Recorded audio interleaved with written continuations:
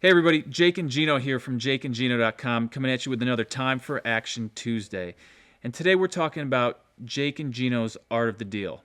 It starts with 1, patience, followed by 2, persistence, followed by 3, willing to walk away.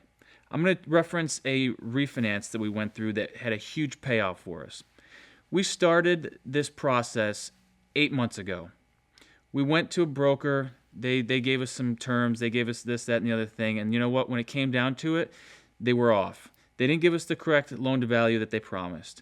The value of the property actually during the appraisal process came in much lower than we expected. So we were patient. It took a long time, but we were persistent. We were going back, making sure it was what we wanted. But guess what? We didn't get the deal we wanted, so we walked away. We brought in another broker. Same thing. We got certain terms that were offered to us, but when it came down to it, those terms changed. But the difference this time was we got the right appraisal. But at the end of the day, we didn't get the terms, so we walked away. Third time around, this is where the persistence comes in and the patience. Third time around, not only did we have the right appraisal, but we got the terms we were looking for. It took us 8 months. We could have settled 2 times before that, but we knew there was something better out there.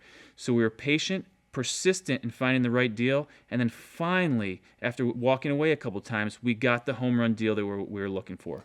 Now, guys, I don't know about you, but I'm not a patient person. Jake isn't a patient person. Most entrepreneurs aren't. It's not easy for us. And most of us are not patient people. But the problem is the only way you get true satisfaction in life is by something that I called delayed gratification, which is hard for us nowadays. I'm trying to teach my children that, to delay the gratification, wait for that TV, save up money for that thing you want to buy, and then once you get it, you delayed it and you deserve it. That patience really pays off because it keeps your options open. I mean, if we hadn't been patient and signed the first deal, we'd have lost back on all those other deals that we have. Be persistent, that's pretty simple. We're talking hundreds of thousands of dollars that we would have lost too. This was not, chump change. And the other thing is it's a great learning process too, because we engaged with other brokers, we engaged with other bankers, and we learned a lot of stuff on the way, on top of making that extra money. Being persistent is hard. You have to have that massive action all the time. Things aren't always going your way. Just constantly keep that massive action going.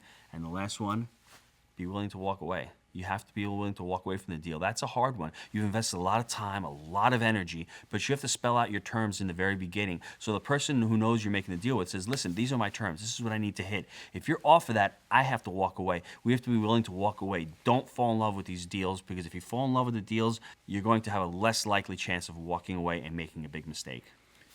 The ability to walk away, the willingness to walk away, that is your leverage. If you don't exercise that from time to time, you're going to get burned. So keep in mind, the Jake and Gino art of the deal.